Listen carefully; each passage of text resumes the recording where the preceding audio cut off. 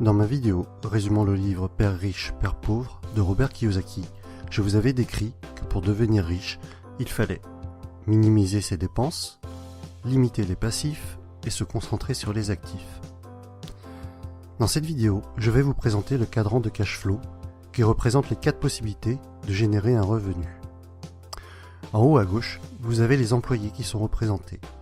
C'est ce qui constitue la majorité de la population et je fais partie de cette catégorie à ce jour. Nous échangeons notre temps et nos efforts contre de l'argent. Si nous ne travaillons pas, nous ne sommes pas payés, sauf congés payés et autres RTT. Dans cette catégorie, ce qui est recherché, c'est la sécurité. Avoir un CDI, c'est ce que vise la majorité des personnes sortant de l'école. En effet, on nous a toujours appris qu'avoir de bonnes notes à l'école était important pour détenir un CDI et que c'était synonyme de sécurité. Et c'est cette notion qui prédomine surtout cette catégorie du quadrant. En bas à gauche, vous avez les travailleurs autonomes. Ils ont leur propre business. C'est ce qui représente les fonctions libérales telles que médecin, vétérinaire, avocat ou dentiste. Ces personnes attachent de l'importance à leur indépendance, préfèrent prendre les choses en main elles-mêmes. La plupart du temps, elles gagnent plus d'argent que les personnes de la catégorie E, mais comme dans la première partie, elles échangent leur temps contre de l'argent. Autrement dit, si elles ne travaillent pas, elles ne sont pas payées. En haut à droite maintenant, il s'agit de la catégorie B. Vous êtes propriétaire d'un grand business, ou alors vous avez votre propre système et pas seulement votre job. Vous mettez en place une façon de générer votre argent, même si vous n'êtes pas forcément, physiquement, derrière les commandes. Des personnes travaillent pour vous. Si vous vous absentez, vous gagnez quand même de l'argent par vos employés ou votre système. Les personnes de cette catégorie B ne sont pas forcément les plus intelligentes de leur business. Au contraire, elles recherchent des personnes très compétentes pour faire fonctionner le système à leur place et elles délèguent un maximum. C'est donc le leadership qui les caractérise et une bonne communication est également requise. Ces personnes-là ne travaillent pas pour leur entreprise, mais leur entreprise travaille pour elles. Les blogueurs et les youtubeurs à succès font partie également de cette catégorie. Personne ne travaille pour eux, mais leur système, ou plutôt leur support, que ce soit articles, vidéos ou formations, génère des revenus sans qu'ils ne soient obligatoirement devant leur écran. En bas à droite, pour finir, vous avez les investisseurs.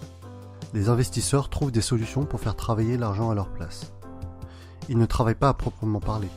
En plaçant leur argent judicieusement, ils vont générer systématiquement encore plus d'argent. Actions, dividendes, loyers, immobilier sont leurs terrains de prédilection. Ils sont financièrement intelligents, utilisent leur argent et parfois même celui des autres pour créer leur richesse. C'est par exemple le cas pour leurs locataires qui, avec leur loyer, payent les crédits de leurs investissements immobiliers. Le constat général est à peu près le suivant. 95% des personnes sont à gauche du cadran et ont 5% de la richesse, alors qu'à droite, on est à 5% de la population qui détient 95% de la richesse. À droite, grosso modo, vous avez l'argent et le temps.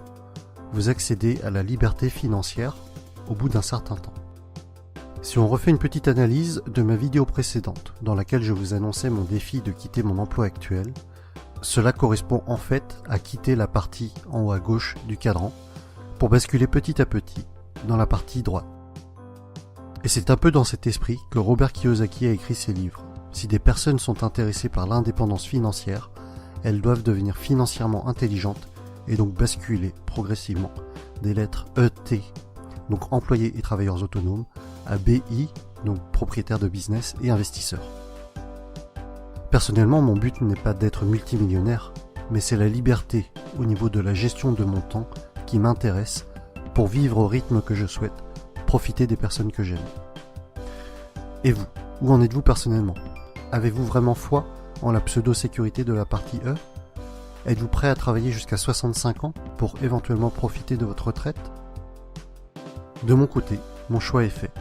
Je quitte la catégorie E et je me laisse 2 ans pour le faire. Et voilà pour la présentation du cadran de cash flow de Robert Kiyosaki. C'est vraiment un des fondamentaux qu'il nous présente dans plusieurs de ses livres, peut-être même tous.